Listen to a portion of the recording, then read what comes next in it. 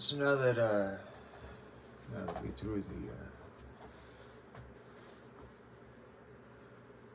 the hard part of my spiritual experience, I guess it's all hard, but the part that impacts me the most, as far as negatives, now we can start talking about the meat and potatoes of what it is that brings me here to you. So, boy, this is gonna be controversial.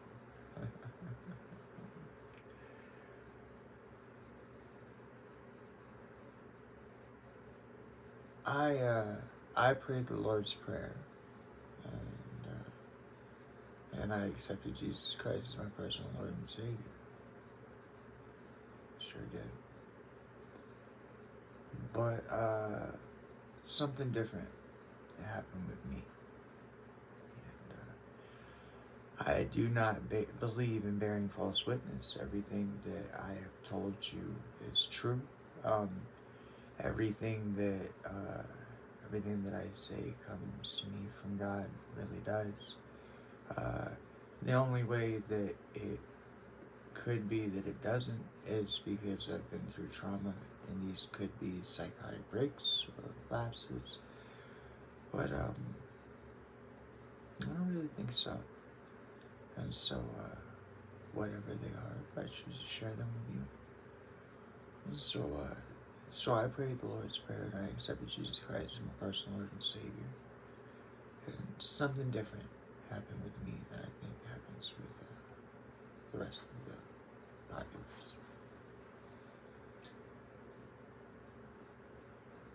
My mom had taken 200 and something pills over a 4-day period. And that time, like many times before and after, I picked her up out of bed. I went over to check on her. I had a key to the house. I picked her up out of bed out of her own bile, we'll say, because I don't want to get graphic. But for the lot of times. And she had taken, because me and my wife cleaned her house afterwards, she had taken 200 and something pills over a 4-day period. And they were, I'm not a pillhead, but I think they were hydrocodone, hydromorphone, oxycodone, or something else. She was being prescribed them by I will share this name. She was being prescribed them by a physician by the name of Mary Ann Egbert out in Eagle River. And it made no sense to me because my mom was like 90 pounds, and these were pills that would mess up a 200 and something pound man. That's why I told the people at API, Alaska Psychiatric Institutes, I'm telling you. She had called me, and she had told me that my father was alive and laying in the bed. So I came over to check on her. Bed covered in bile, and with a blanket over the top of it. And when I came in, she asked me to turn on the light. I turned on the light, and she went flying underneath the covers like she was chasing something. She said, James, come back out. It's my dad's name. And lifted up the covers, and like I say, bed full of bile. And she was convinced that people were sending her stuff in the mail and whatnot. And so I asked her to show this to me. She had trash that she had saved. And it really bothered me because I don't really believe in calling the cops. I'll handle my own business, but this was something I couldn't handle. Like I told my mom, I tell you, if it was a car, I could change the ECM on it or something. But I couldn't get my Ginsu knife out and fix my mom's, so I knew she needed help. And Come to find out, what had happened was she had taken so many opioids that it had attacked her bone marrow, and she was causing her to hallucinate. So I had to get my mom locked up in a psych ward for a period of time.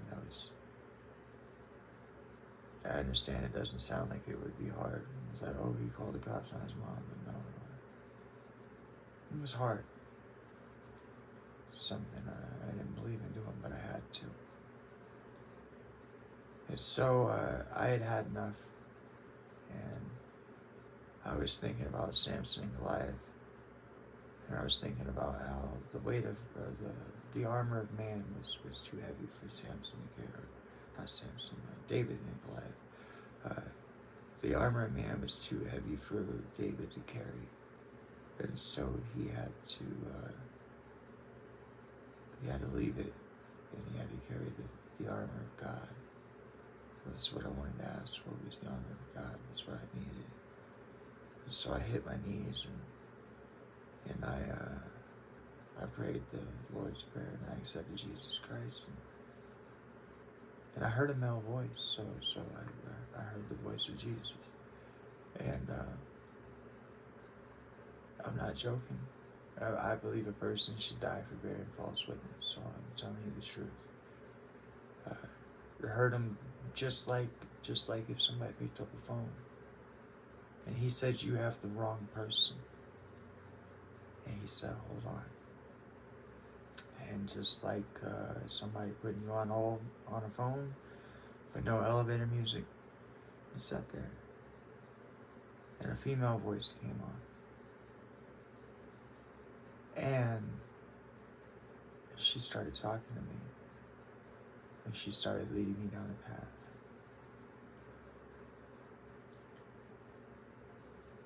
She first introduced me to Lilith, who is a demon, and I understand that in mythology. I understand why she brought me to Lilith. So Lilith was a reference to who I eventually come to find out was known as Sophia, okay? And that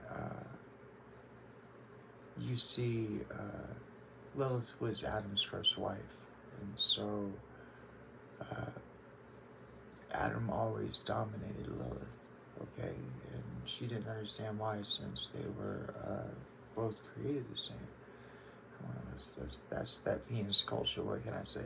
Apparently, even Adam didn't think his was big enough. I don't know. Whatever. I'll leave that there. But so she flies off, and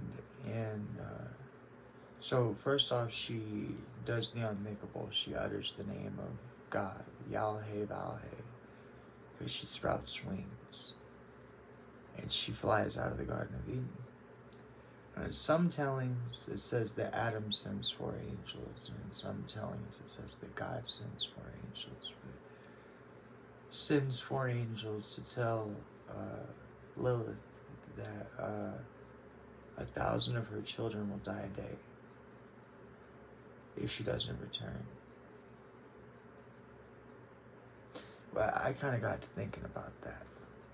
And since I'm on YouTube, I'm going to go ahead and make the point real fast. Okay. So, because I did this calculation a long time ago. Alright. So we'll take all this off. Alright, folks. Now, if Lilith had enough children for there to be a threat of 1,000 of your children being taken a day, okay, then that would mean that you would have to have 1,000 today and 1,000 for tomorrow, okay? So let's just say that somehow, like the Hive Queen from Alien, somehow, okay, Lilith is producing 1,000 children a day. Let's just say that, okay? So let's talk about this real fast. So 1,000 divided by 24 Okay? And since I am not a mathematical genius, I will use, of course, everything's going to be difficult with me.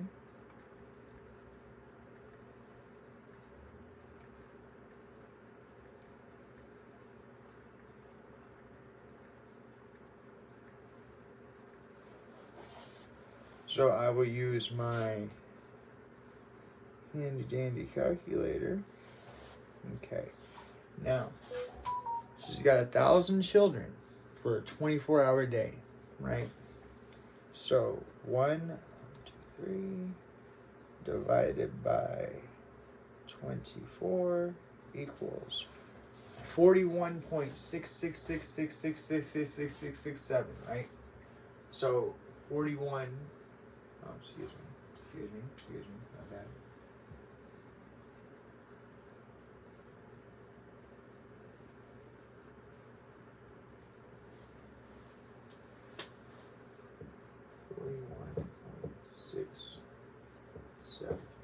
Okay, so what we have here is that Lilith, in order to have 1,000 children for one day and at least be able to have 1,000 children the next day, I'm saying that for it to be a continuous threat, because I mean, if she really just didn't give a dang about her children, she'd just have another 1,000 children.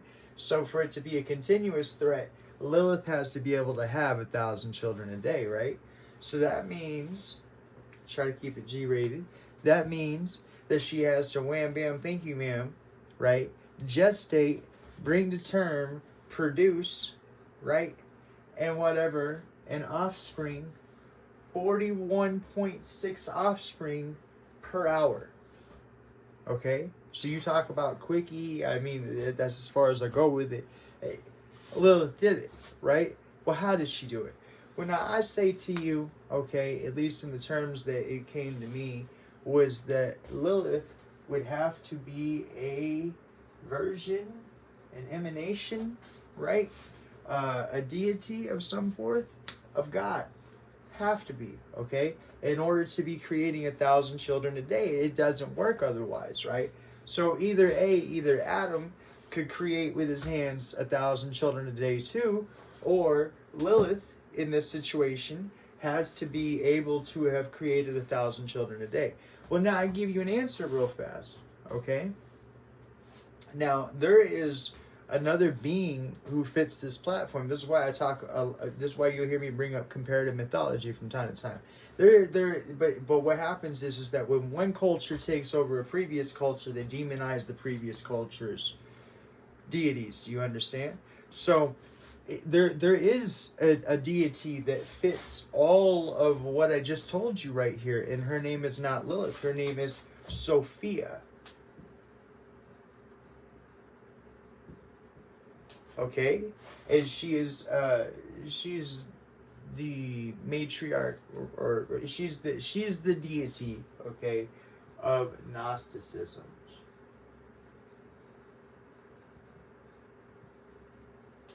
All right, spelled with a G, right? Gnosticism, right? So just so we're absolutely clear, on the Freemason symbol, right? You have the square and the compass, and you have the G in the middle.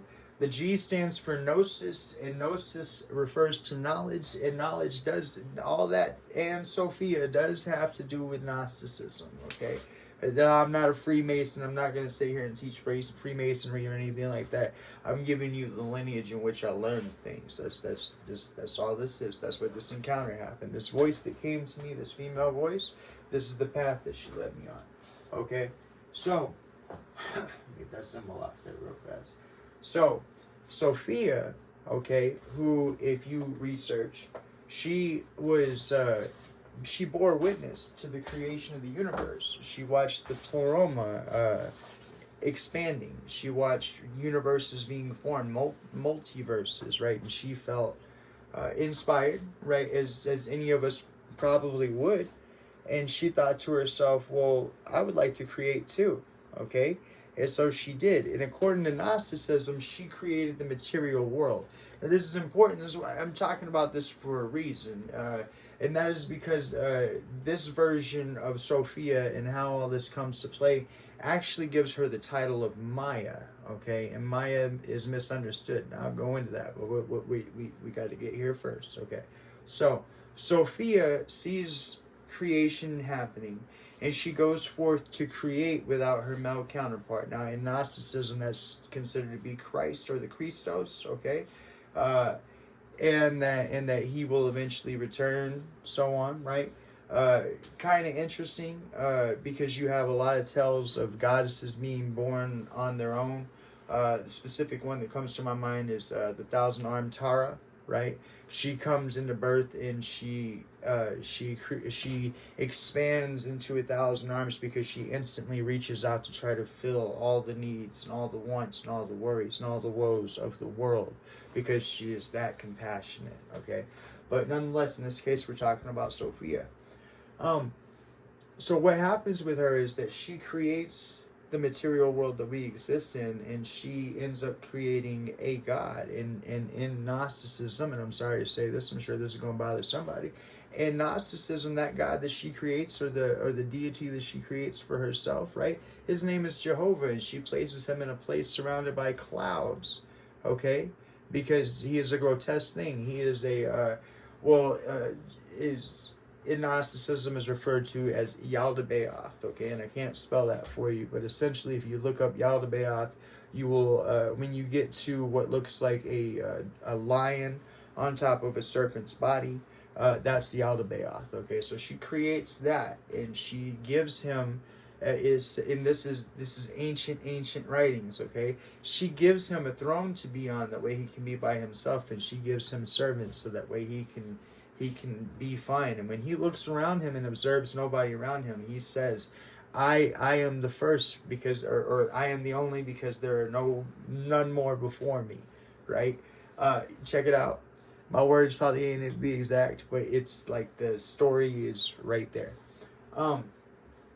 But what I found so interesting is because we got to get off of, I'm sorry to keep calling it, but it just really is. We got to get off of penis culture. We got to get off the penis, okay? We just got to, okay? Because I'm going to tell you, because all of the actual power in the entire world actually exists in the feminine. And that's a for real statement. That's for real. Now, if we follow Sophia in her creation of the world, right, we find that when she creates her counterpart, she ends up leaving him. Well, he's a cruel individual. He don't look very good, probably smelly, right? But big important part, right? She sprouts wings, okay? The very next person I would have you look up, right? If you was gonna follow this whole little track with me here, right? Is if you was to go down this path, okay? So we had Lilith was the first I was led to. Lilith is in the Kabbalah. Kabbalah is Jewish mysticism. But then that path eventually led me down the road to understand about Sophia, okay? But what I ended up originally doing was just tracing the fact that Lilith, when she said Yahweh Vahe, she sprouted wings, right? So now she's a goddess known with wings, right? And in that case, who I found, I'm going to put over here on the side right here, I found Isis, okay? Ishtar,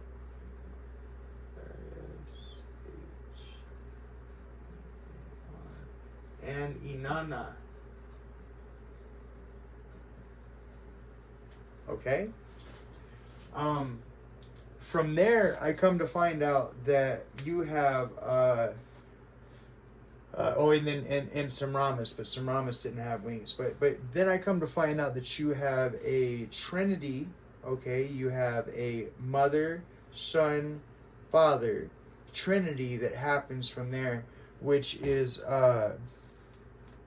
make sure, or I hope I get this right. I'm sure I'll probably mess this up somehow. But is, so first off is, the most common one would be Isis, Osiris being her counterpart, and Horus being her younger son, okay? The other one would be Ishtar, Tammuz, and can't think of the other guy's name.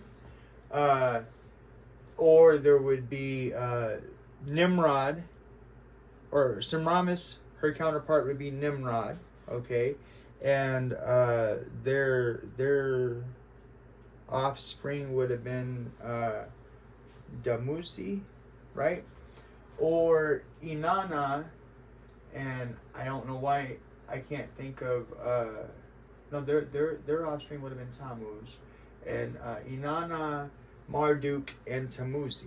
Okay, and so then as I continue to research this, I come to find out, and this is my own opinion. I'm sure I'm going to bother somebody. Okay, but this is the same story, right? This is just retold and fabricated and changed. Okay, which I get into here. Okay, this is the same story as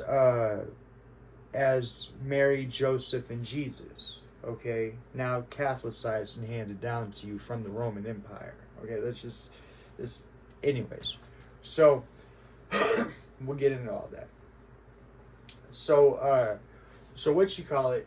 So as I'm telling you, y'all gotta stop focusing on the man, start focusing on the woman. So I started paying attention to following the path of the woman and what it was the divine feminine had to say and what the divine feminine had to offer. And ultimately, I was led to understand a couple things. Okay, now.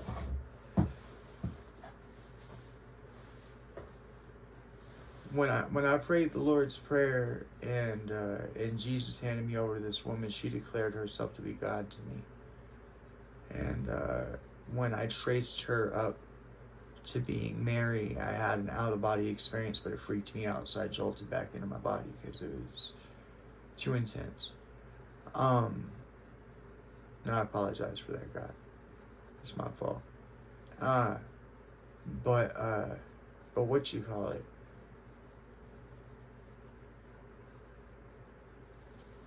She explained a few things to me that I share with you. Number one is that you have free will. Okay, God revealed herself to me to be a dealer in circumstance. Okay, so the stubbing of your toe or the smelling of the green grass and circumstance. God is in control of circumstance. Lolita Tripuna Sundaria over there. She is in control of circumstance, and you are in control of your free will. You can choose to do what you want to with your free will. She hopes that you choose the right path, but a way to better understand that would have been revealed to me later by God, but that would be Batman. Let's say that you are an avid Batman fan, and you want to tell Batman that you are an avid Batman fan. And so you go to reach into a comic book to shake his hand and tell him, hey, dig the brooding, you know what I mean? Like, the vibe, like the solo wolf, all that stuff. Yeah, man, I'm your homie, right? But the second you go stick your finger into a comic book, the only thing that would appear in a two-dimensional world would be a dot. And then as your finger went through, the dot would get smaller and then eventually disappear. So you as a three-dimensional being do not have the ability to affect the two-dimensional world, with the exception of you as a three-dimensional being have the ability to create the two-dimensional world. I hope that makes sense. So you have the ability to make comic books. And while you yourself personally will never be able to be there to shake Batman's hand, you could do certain things, like you could make sure that there are banners on the road, or there are people saying, I love you, Batman, all that sort of stuff. And of course, Bruce Wayne would be like, that's not for me, I'm Bruce Wayne, right?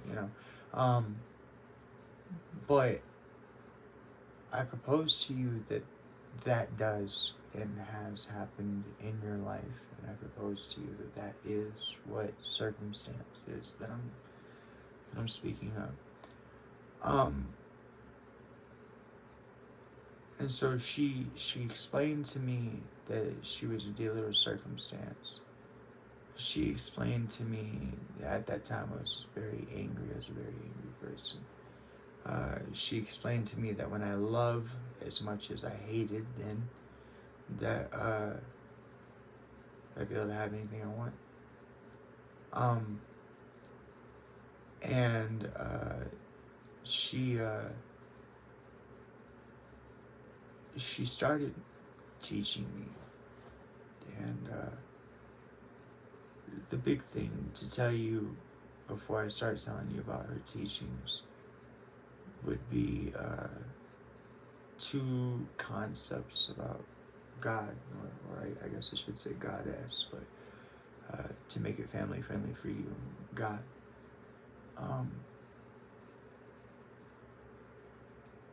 Did God suddenly stop creating?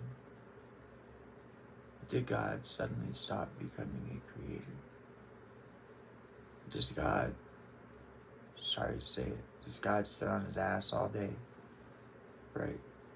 And then the second one is, does God, while he sits on his ass all day, does he sit on his ass all day on a throne with nothing better to do than to watch you and to go, oh, I sure hope Jerry makes the right decision today. And that looked like a very limited and boxed view of God. I say that because when you limit and you box God, you limit and you box God in your own life, because it's your will to do so. But nonetheless, the first thing that God taught me was there was an individual walking down the street right now, and they made me mad. Maybe they looked at me the wrong way. Maybe they sniffed when they looked my direction, whatever. And I went over and I whooped that ass, right? What would be accomplished? And I thought, well, I'd feel better. Would you? Yeah, of course I'd feel better. Well, how would you feel better? Well, because I would have put out what it was I was feeling. I would have, you know what I mean? I would have exerted that energy that I had of, like, wow, look at me again, Joker, And she's like, no, you wouldn't have accomplished anything. What are you talking about? And she says, if you actually handle the situation correctly, you would realize first that you never once stated why it is that you're upset in the first place. You never once tried to communicate with that individual. They have no idea why it is that you're upset. You just walked over there and pummeled them for no reason. Right? They have no clue as to anything. You just walked over there and picked up a fight. So I was like, huh? Right? And then it dawned on me that just blind aggression and just blind violence is not gonna. Nobody ever really knows why it is that you're mad. I've lived that life. Nobody ever really knows why it is that you're mad. Nobody ever gets or understands or feels or gets to listen to anything that you have to express, because the whole time you're just like, what up?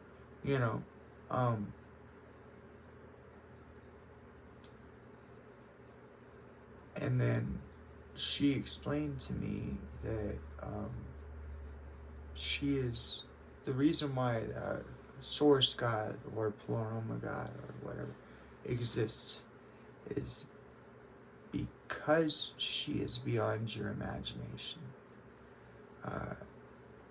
She is the source of your imagination. She is creation and of creation's self. Okay? She will always be creative. You can rest assured that the reason why the bugs and the flowers and the trees exist is because at one point in time, she imagined herself into being them. Okay? And she is always creative. You have boundaries that she does not, that she has already created beyond. Many times over in your lifetime thus far. Okay, stages that you wouldn't even conceive of, and then if you did conceive of, you wouldn't cross them. God is beyond you. That's the truth. Okay? But she was choosing to speak with me, and has sometimes I've worried about hearing God's voice, but I mean, I shared it with my therapist that I do, and they didn't see any bad eyes, so whatever.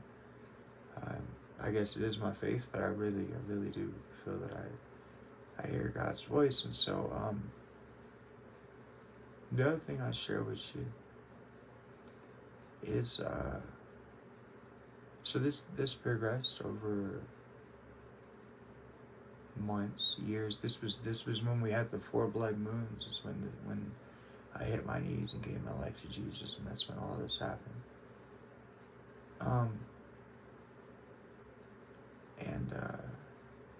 I was walking in the dark, delivering newspapers, talking to myself, of course. So whatever that. And just so I said, if I'm to understand everything correctly, if I've received everything properly, okay, then and as far as the receiving part, there we go. The way God speaks is through images and emotions. That's how come I know that's how Adam and Eve were taught to the birds and the flowers and the trees, is because that's how God speaks. But the exact way I explained to you, the image is the noun, the emotion is the adjective or the verb. It's a very beautiful way to communicate. I wish we could all communicate that way. There's no room for lying, because you have to mean it, you know. But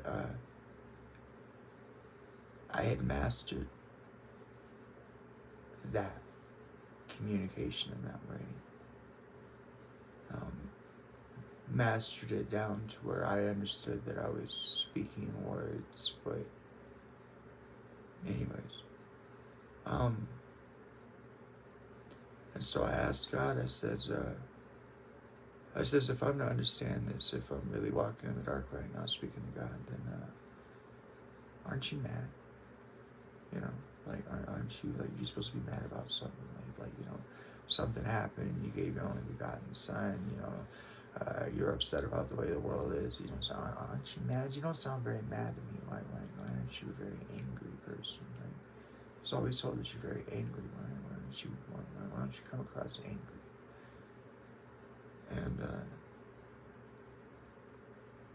And she said, she responded back to me with this. She said, Jerry, she says, if you were a wealthy man, right? If you prided yourself on the material things that you owned, and the luxuries that you had around your house, and you went out and you bought a $10,000 Persian rug, right?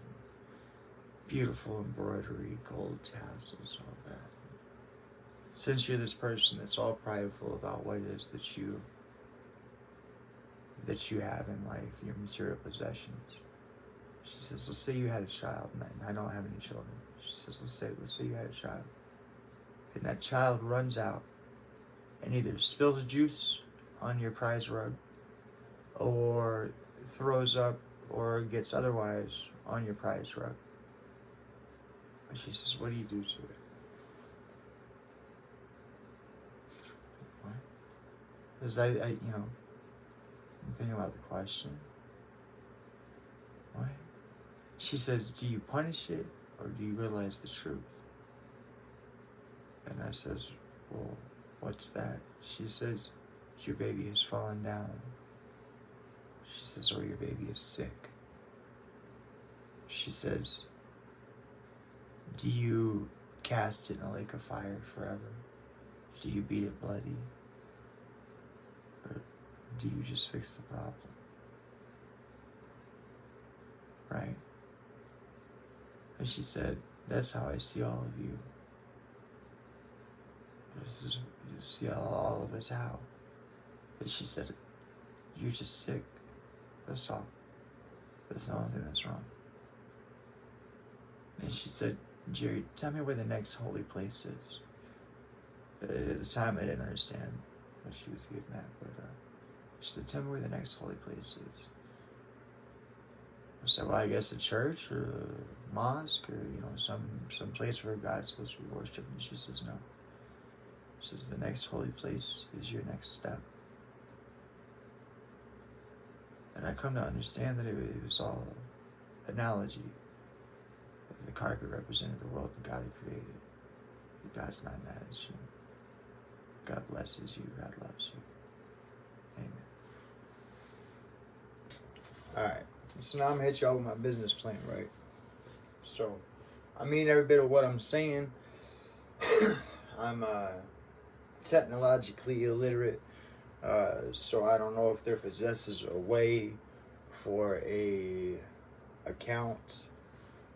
And of course I'll be expressing that to my bank and to PayPal. That's the only people I'll take any information from. But I don't know if there possesses a way for an account to be viewable to the populace without being touchable.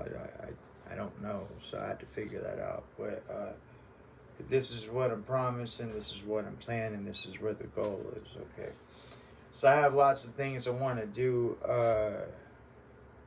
We're going to name off 2 of them in this business plan, and we're going to start ourselves a model for how we can change the world, just with me being on this simple YouTube channel and you hitting the donate button. All I'm asking for is $1. Hear what your $1 going to do real fast before you judge me. So, when you give me $1, okay, so you're going to hit that big red donate button.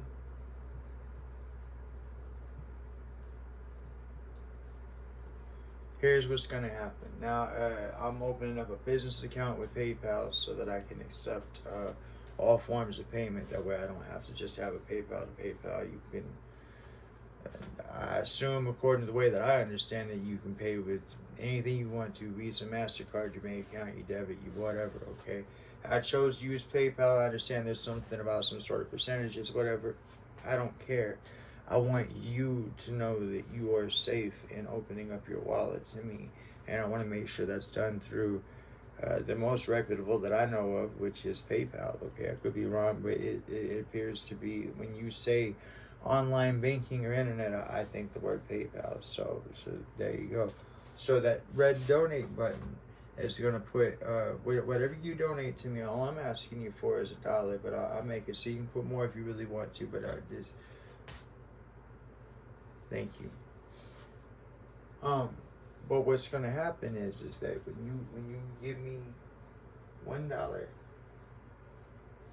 okay, I want you to know what I'm going to do with it. So it's going to go to this PayPal account. Now, I'm sorry, okay, I understand I might be a little paranoid, that's fine, okay? I don't like the idea of my money just sitting on PayPal, okay? So what will happen from there is once you give me that $1 goes from PayPal to the checking account, which is always going to be empty, because the second I put money in the checking account, I'm going to sort it this way, and I'm letting you know how I'm going to sort it.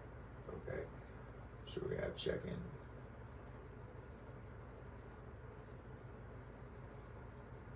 Okay, and then we're going to have savings.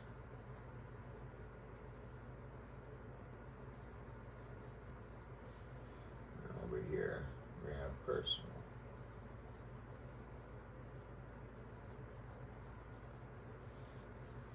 I don't want to lie to you guys. I'm being straight up with you guys. This is how I plan on doing it.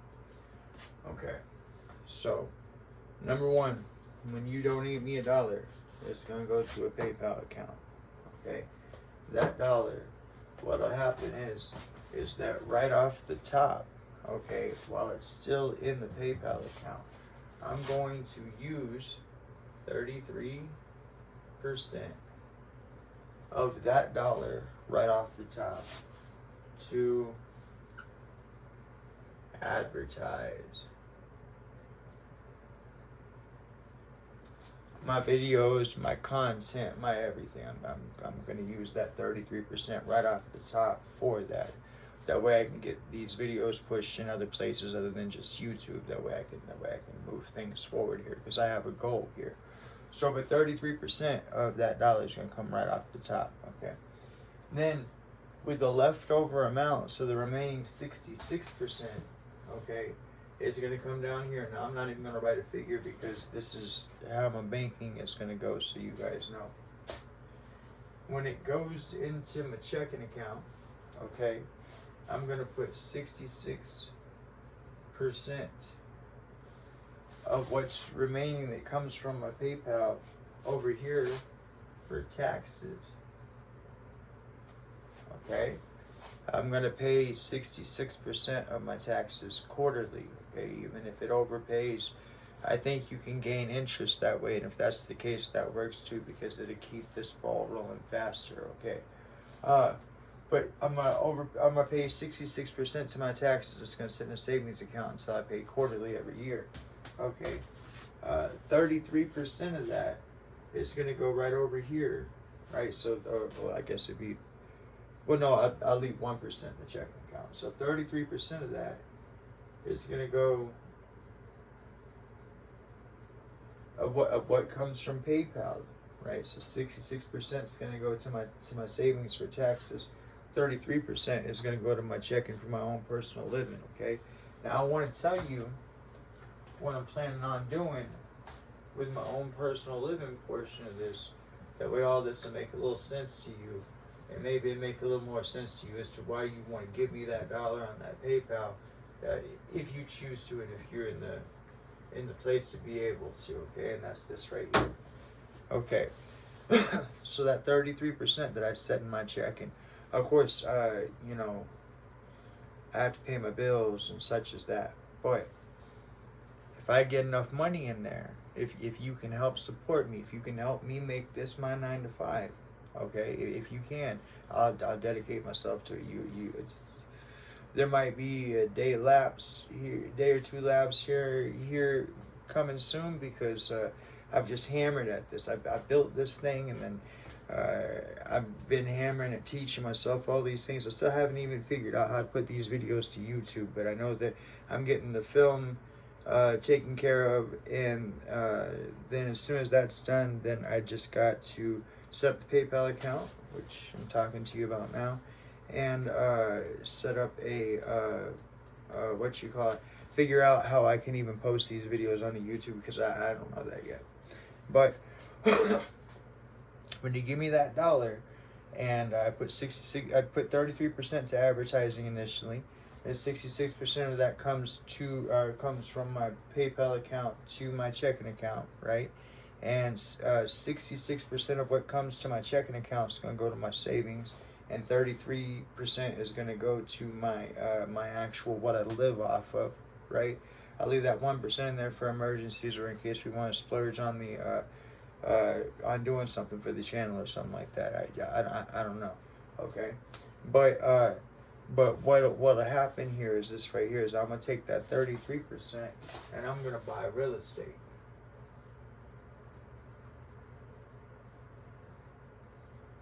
It's specifically, I don't know, because it doesn't make any sense for me to ask for your money, for me to just turn around and go throw it into a hole that's not going to be any good.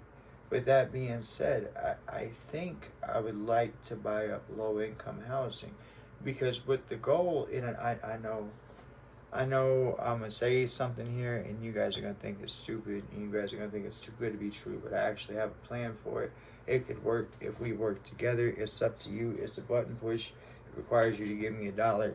It's up to you, okay? But this is what I'm trying to work out with you real fast, okay? So I'm gonna start buying up real estate. I'm gonna start a real estate business. Okay.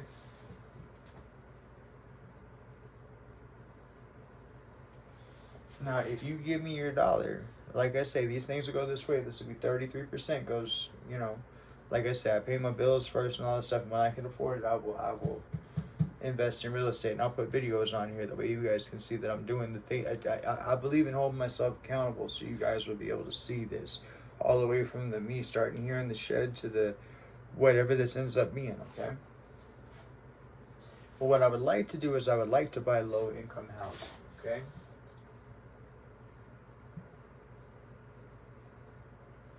And there's a reason for that, and it's not anything judgmental. It's not.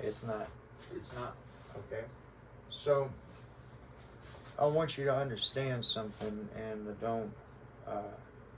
I don't know that you will, but I'm gonna try to give it to you. Okay. So when it comes to business, you can file what are known as losses. Okay. And I want you to understand that real fast. So you hit the dollar, okay? 66 gets set back for taxes, and then whenever everything gets returned, that money will go right back into real estate for buying low-income housing is what I'm hoping for. But again, like I say, I'm not going to sink my money into a hole. I want to make wise choices, okay? But because I want to make these places where people can live at, okay?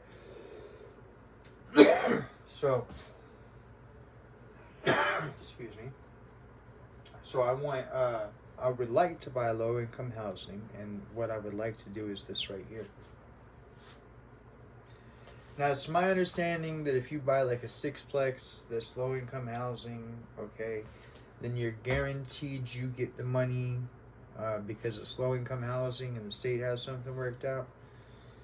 And I'm talking about giving you guys cushion on both ways on that, and this is how.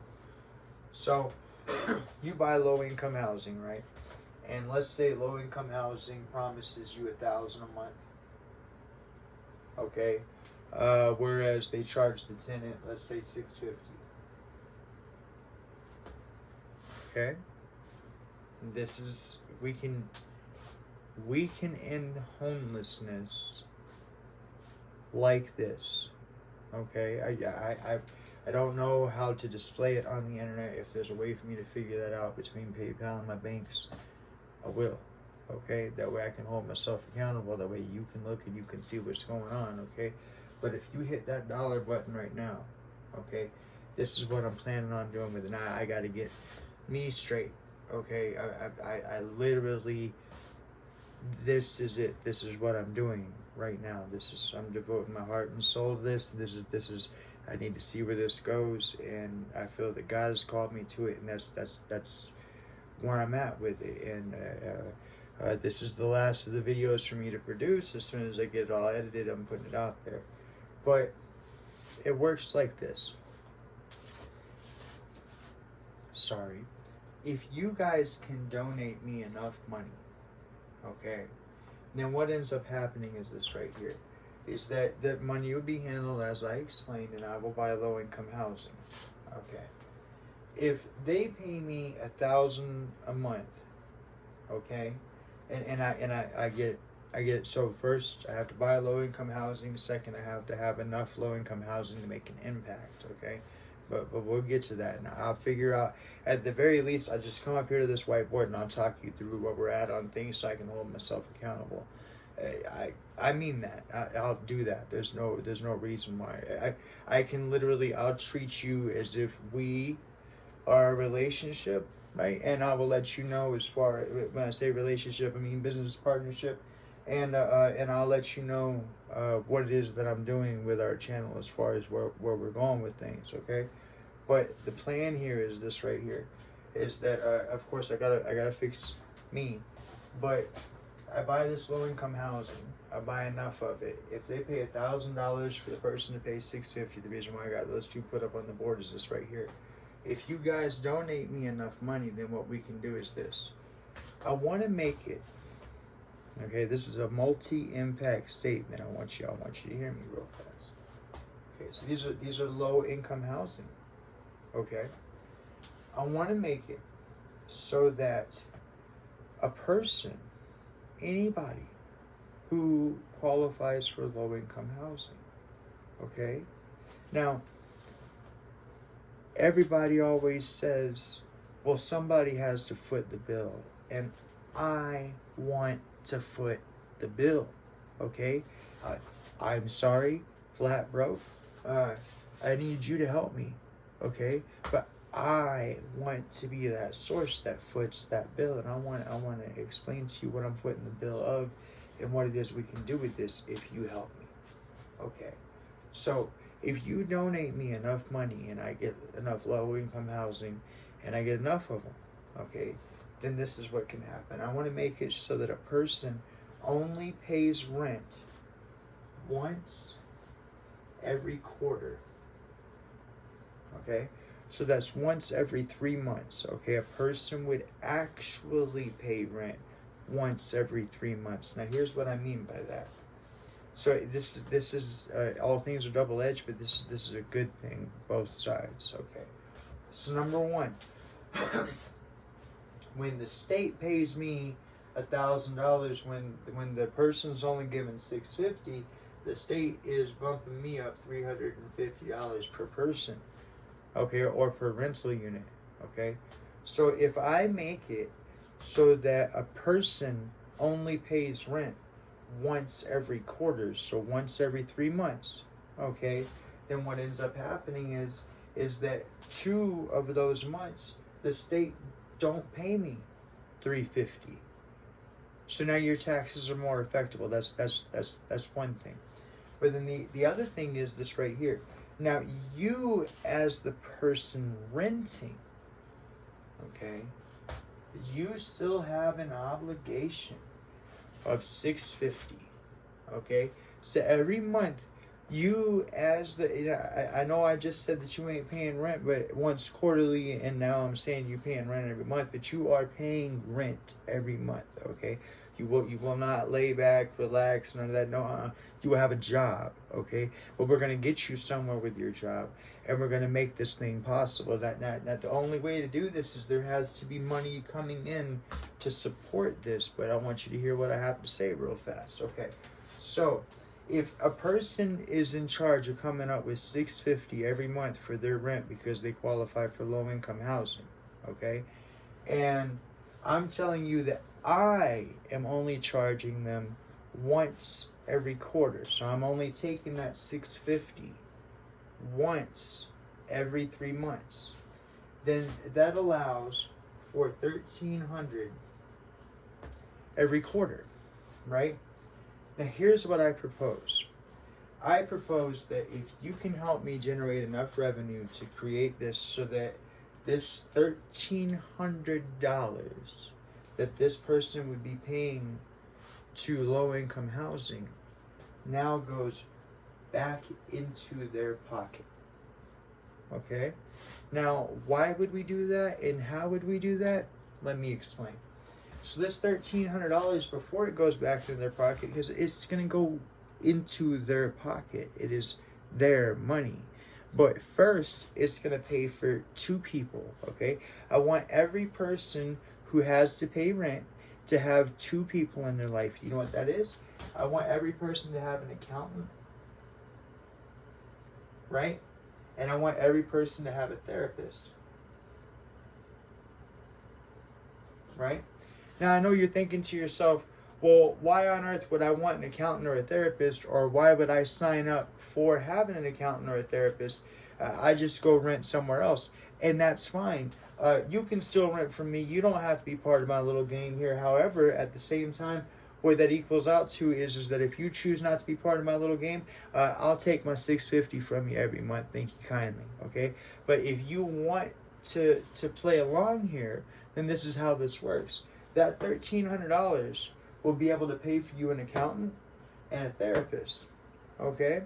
So there are 2 people in the world that are guaranteed to give a damn about you because somebody's paying them money to do so, okay? Now, $1,300 don't sound like a lot, but over a period of time it will be, okay? But number 2, if you have an accountant managing your money, they can make sure that they pay themselves and the therapist, okay?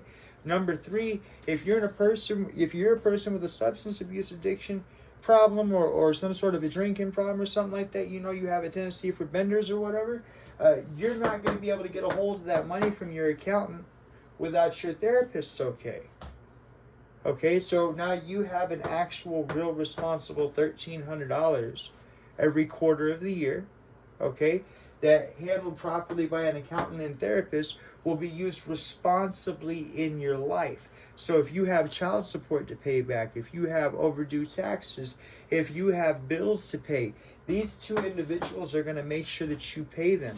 So that way we have forward movement in your financial future. Do you understand? Okay?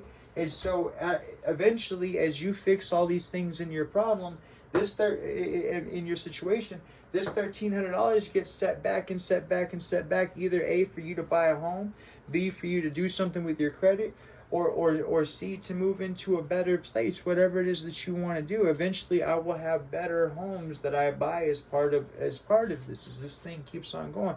But what I need from you, my business plan, it all hinges on you. You got to hit that donate button. You got to give me at least $1.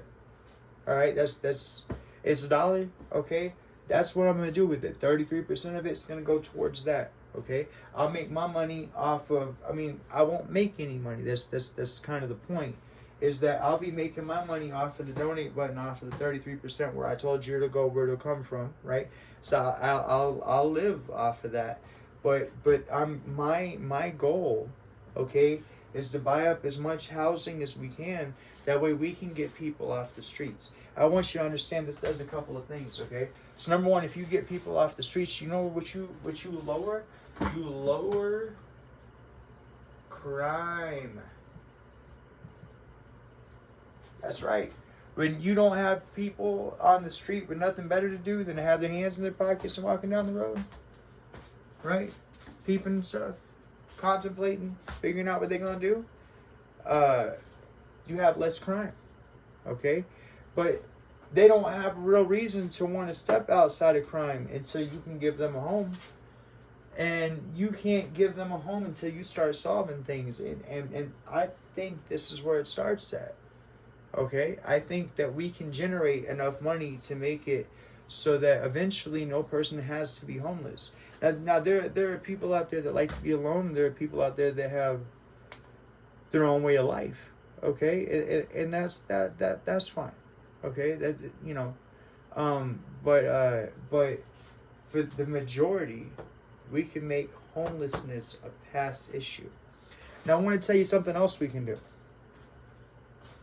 If we get this going good enough, okay, because this can actually generate money over a period of time. It's just a slower clock, and I don't mind doing the slower clock if what we have going here is we're helping people, we're lifting people up, we're better in our community, and we're making things happen. And like I say, that what if for this holiday season, what if you had an accountant and a therapist that had helped you remembered all the little things that you had brought into the therapist, that you talked about your girl, or you talked about your kids, or you talked about your dog, right? And so you got a person that actually gives a damn about you, listening to you, help you figure things out, right?